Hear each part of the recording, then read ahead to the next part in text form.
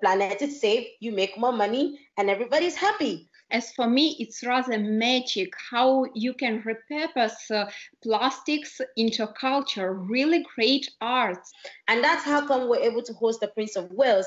I have deep pleasure to communicate today with Chineyenwa Okoro Onu, the World Economic Forum Global Shaper, social entrepreneur and environmentalist from Ghana, Africa.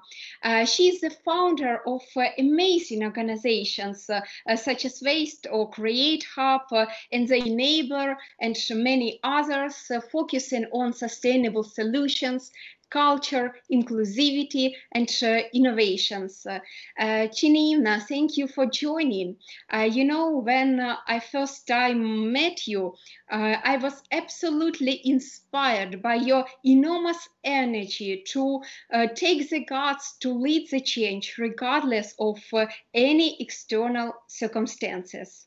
Chineyenwa, thank you so much for joining. Thank you for having me. I'm really excited to be here. So let us probably start with the first question. In 2014, CNN has quoted you as one of the 12 brilliant Africa entrepreneurs under the age of 22. It's impressive. You have very long and intense path in promoting sustainability, environmental protection. But how did it begin? What was the key moment when you said, first of all, to yourself that you just cannot sit back and you have to make a change and be involved? Thank you so much, Karen. I'm really excited to be here. It's so good to see your beautiful face again after we first met in Egypt. Well, the question is very important. I started my organization in 2013, to be precise. I started it as a school project where I bring young people together. We clean our environment, we have beach cleanups, and educate our communities on how to keep the environment clean, how they can be environmentally sustainable. And one day I started thinking, with all of the waste we collect from cleaning and sweeping, I started asking myself, what can we do with it? We cannot always put it in the landfill and it goes back into the ocean. So we were trying to figure out, how can we keep this thing permanently? So we started thinking, I am an artist. I love to paint and draw at my free time. So I started thinking about how can we incorporate that into waste management? How can we incorporate that into environmental sustainability? And that's how it started. We started using waste to create art paintings. We started using it to create DIY cool things that people can put in their homes, in their offices. And before we knew it, people started asking, I want to know how, teach me. People's communities started coming on board. We started having international recognition and partnership. And today I can proudly say we are in more than 4 countries, impacted more than 20,000 people. And our projects are going on and on. Now it's no longer about creating art, it's about enabling people to look at technology. We've created the maker space where people learn how to use 3D printers and CNC cutters and cool technologies to create amazing things.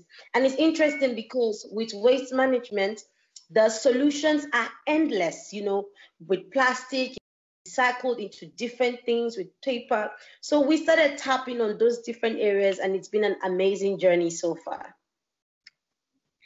It's just outstanding. As for me, it's rather magic how you can repurpose plastics into culture, really great arts. And I have seen some works, they're just outstanding.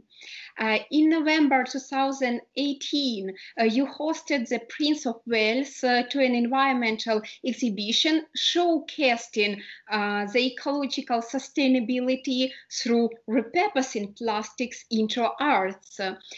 So how do you feel whether the demand for such, I would say, smart solutions in terms of the waste management is evolving? What are the approaches already used by the governments and businesses and also individuals, how it was evolutionized? Thank you for that question again. Waste management is a serious issue in Africa, globally as well. In Africa, we have a system of culture that doesn't that doesn't get people to want to recycle, right? When you talk about recycling, people really don't think about it as a job. They just see it as something you need to do on the side. And when you look at the policies in Ghana, to start with, some other African countries have banned plastic. They've put together structured measures on how we can manage our waste. But in Ghana, it is not like that.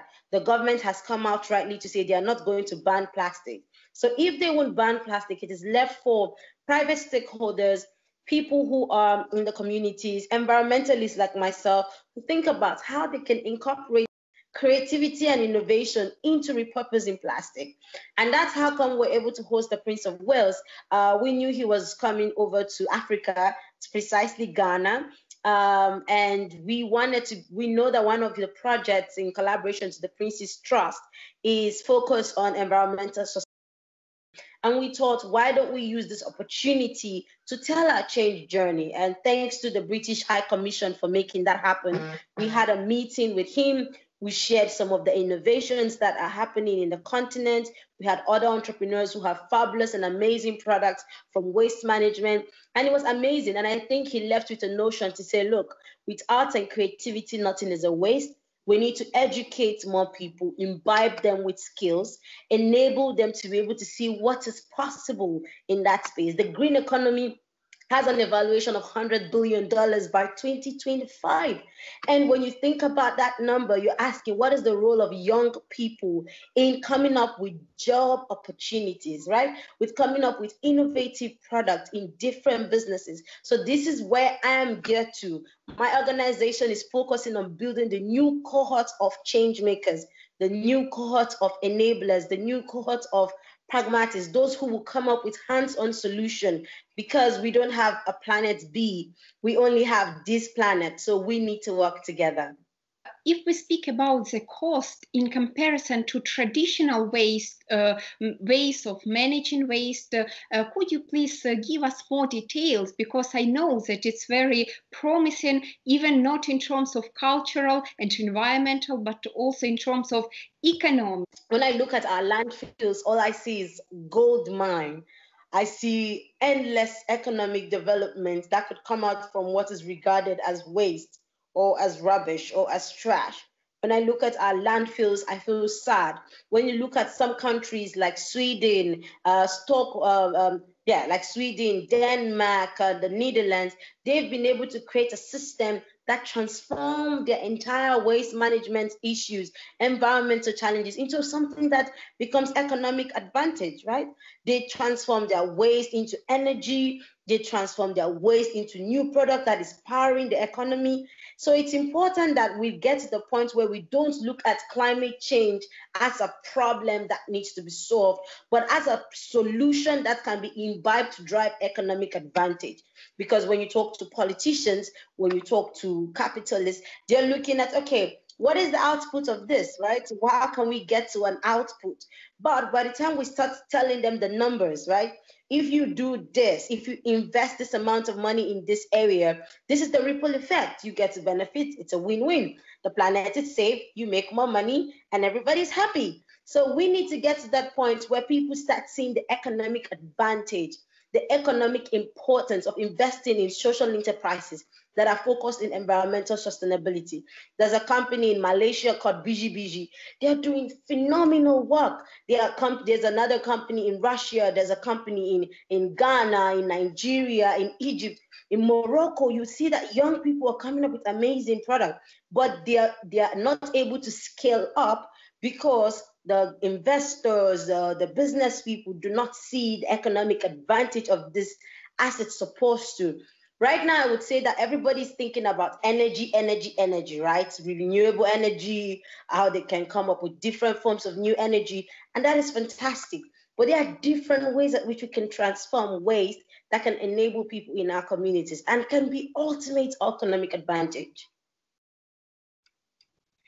It's amazing. Could you please tell us also about your future plans? Because your organizations have been for many times recognized as a leading and at the same time, not the least, recognized by the World Economic Forum. What is your vision and strategy for approximately the next 5 or 10 years? I'm excited you asked me this question because I think this is my opportunity to invite the world to support us. We want to be able to create Africa's first eco-entrepreneurship center. What that means is it's going to be an institute that will drive innovation at its grassroots. We have currently acquired a 20-acre land here in the city of Accra, outskirts of the city actually, at a place called Ibri. We're looking to put together a structure that would run a 360 Eco-Innovation Center. It's going to have a maker space, a co-working space, an engine room, a research center, an ecology place, a place where people can come and innovate and create and learn about the environment, learn about the species, learn about our plants, learn about our ecosystem. We want to be able to create the one-stop shop. And when people think about innovation and creativity out of Africa, we want to be the people that they point to. If you look at the X Factory, which is the moonshot by Google, I think that's phenomenal. When you look at so many amazing fab labs all over the world, creating amazing stuff. In Africa, we don't have that. So Waste or Create is looking for partners. We're looking for people with resources, be it academic resources, be it investment opportunities that could join us to be able to establish this. That is the goal for Waste or Create. We want to be able to create a safe and haven where people can come and innovate and create. And this is targeted towards the young people. You know that in Africa, young people are the highest population. And when you think about the challenges that they face, from unemployment to lack of education, we need to move from the traditional ways of educating people to look at the technological aspect, the vocational, the hands-on skills. How can we enable them to do that? We have to, first of all, create that space where they can come in and learn and develop and create. And at the end of the day, this will transform our economy. This will transform us as a people. We will be more sustainable, because when you talk about sustainability, people are only thinking about, oh, environment and stuff. No, the well-being of people is also about how they're sustainable, their mindset, their mental health, how they're able to feel welcome into a space. All of those are part of the sustainability model. We want to be able to create an inclusive space for everybody, where everyone can feel part of the solution that drives the continent's development. From our organization, we would be happy to contribute, as I believe that cooperation in the field of sustainability is vitally important. And also, thank you for mentioning such important component of sustainability, such as inclusivity, because we hardly can speak about sustainable solutions, even if they resolve environmental issues, but people are not included, and there are inequalities within these projects, and all the SDGs are basically interconnected. When we empower environmental change, we can empower economics, and so on. We can continue this way. Do you feel that you are heard enough, that the world community is not only listens to such initiatives, but really hears, and how we can push this aspect of being heard on all the levels of decision making? I think this is a good start, right? I'm talking to you from Ghana and you're all the way in Ukraine. This is a good start. We need to, leverage on each other's platform to put words out. One thing that I do in Ghana is take advantage of every opportunity I get from the media, from the traditional media, digital media, to call for action, to call the government to start taking action. Sometimes I feel like they don't know how, so I come up with ways at which that they can take action. So we're leveraging on opportunities. Let's continue to do that. I am very open every time, any day, you know that, to be able to talk to people and share what we're doing. What you're doing is amazing, and I am very happy to be able to collaborate with you, to be able to work with you to reach more people all across the globe. So yes, let's continue to leverage on our platform. Let's continue to leverage on our opportunities, leverage on our network. We never know where this will end. I mean, look at Greta. She has done amazing with the Friday's climate strike, and young people all around the world are taking action. Little actions can spread, can spread wide. So really, we are being heard. Trust me, we are being heard. Maybe our policymakers are not taking action, but I'm sure they are hearing us. But we cannot assume. But we also need to always re-echo what we're saying, re-echo that we need them to change policies, re-echo that we need them to invest in opportunities that relate to environment, and continue to do so. Yes, we have to continue the pace, the speed started by the Fridays for the Future and millions of great environmentalists worldwide. What we now have in the world, not only during the pandemic, but many years before, is like the tragedy of commons, as it's usually said. For instance, if we imagine pasture, with lots of cows, and if each cow owner would utilize the maximum potential of this pasture, in the final terms, the viability of this land will significantly decrease. So for everyone as a common good, it will be only negative impacts. So it's like changing the mind from egoistic consummatory model into a way of being involved and understanding. If you minimize your consumption, if you do some changes with your lifestyle, in final terms, we will be survived, because the world is like one boat. We are all in one boat. And if this boat crashes, all of us crashes finally. And as you mentioned, we have no second Earth also. Yeah. And I was really shocked watching the documentary about e-waste dump Algoboshi, which is in Accra, capital of Ghana. There are many young people and children who are forced to work there to sustain their living and to make at least minimum money to survive. And at the same time, it causes enormous radiation, and people, their workers, are just being killed. So at the same time, raising the voice can be very risky in these terms, because it is somehow allowed that from the whole world the waste is placed there. So what is your opinion? How we can change this situation? What shall be the ice-breaking point, like to get out of this poverty trap? Yeah. I mean, that Boboloshi issue is it's mind-blowing. I feel like people who talk about it without being there are not able to describe what's going on there. When you go to that Boboloshi dump site, you see people living around it. There is even a church. So you imagine the amount of radiation and the amount of carbon, emissions and all of that toxins that are going into people's lungs every day.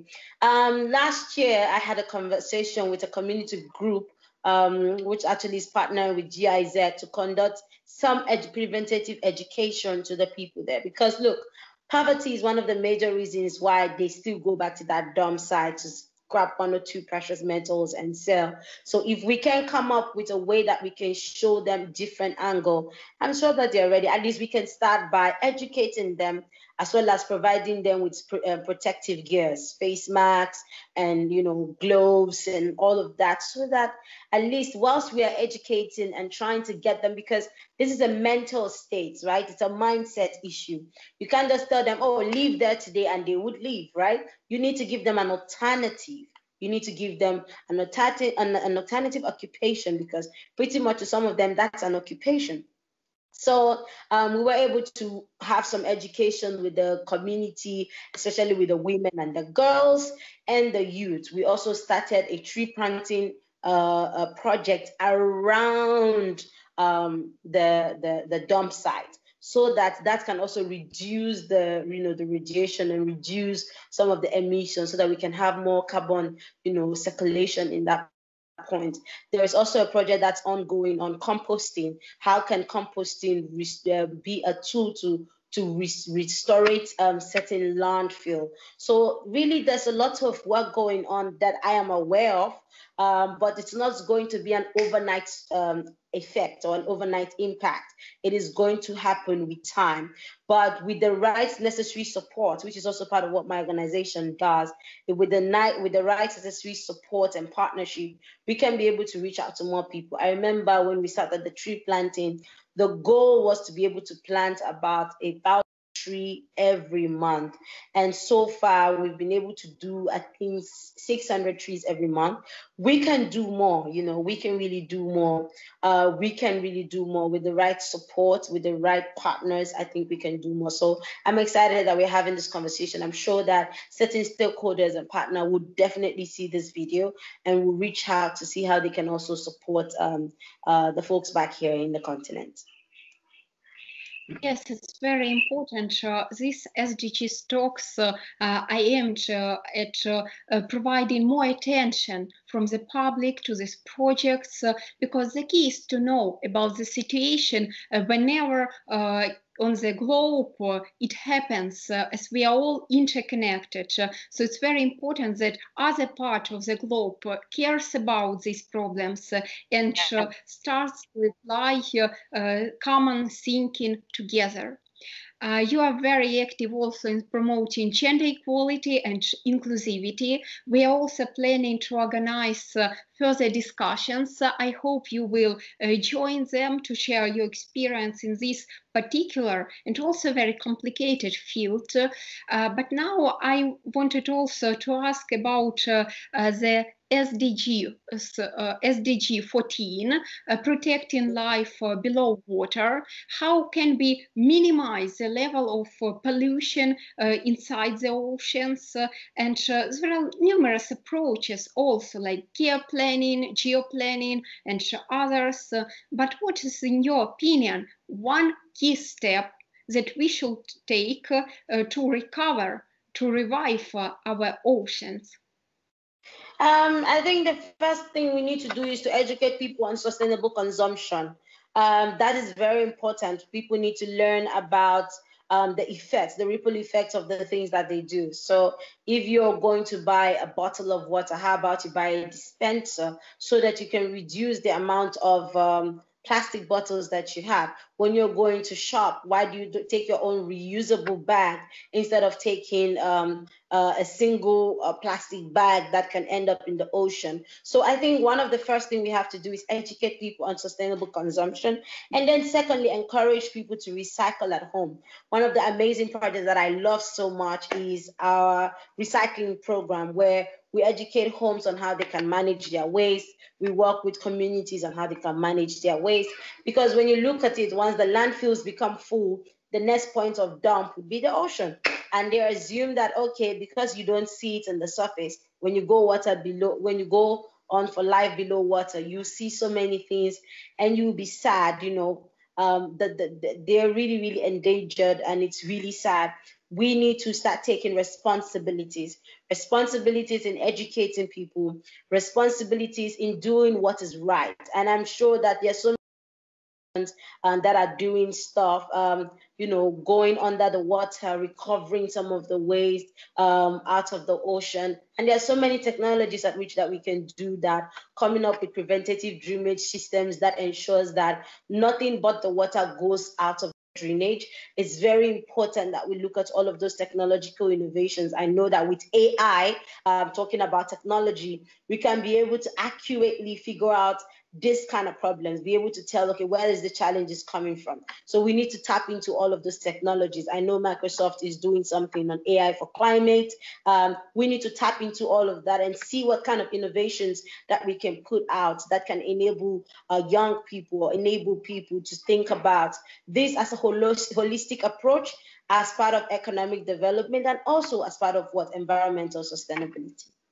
So only through educating, through providing your ideas, through sharing ideas, it's very important to unite through conversation, unite through action. Thank you so much for such a wonderful discussion. I really enjoyed it. I look forward to further cooperation. Chineyenwa, you are just great. I wish you good luck with all your projects and many achievements ahead, because you are the enormous driver of change, not only in Africa, but globally. Thank you so much for that. And as the last, please, what is your message to the world leaders, young leaders, to inspire them to take their voice and to be heard? Okay, thank you so much. I'm going to do this like I always love to do this whenever I speak. I feel like I am the champion of the solution in the world. So we are the champion of the solution. So my name is Chineyenwa Okoro Onu. I am a social entrepreneur, an environmentalist, and an ecosystem enabler. I'm the founder and managing director of the Waste of Great Hub. And my message to the world leaders is, please enable us to actions, enable us to scale up our innovations, enable us to be able to use our creativity to solve the problems of the world today. Because if we do not solve these problems, who will? We know that the leaders have the capacity to do so. We know that the leaders have the necessary enabling systems to do so. We as young people are taking steps every single day to find solutions. And some of the times, our solutions are not scalable because of the policies that you have, because of the necessary structures that you've put. So we are encouraging you today to enable young people. Listen to us when we speak, utilize our ideas, utilize our innovations. This is the only way we can be able to achieve the solutions that we need. We can no longer make excuses. Your generation has failed us. We as young people are saying we don't want to fail the next generation. So we need you to support us, to enable us, and to help us achieve the goals for a safer environment, for a safer planet, for sustainability that will be beneficial to all of us at the end. Thank you. Thank you so much for everything, for your wonderful insights, experience, and your way how you share it and how you communicate. Thank you once again. Let us keep in touch. Looking forward to further cooperation. Bye-bye. Bye-bye.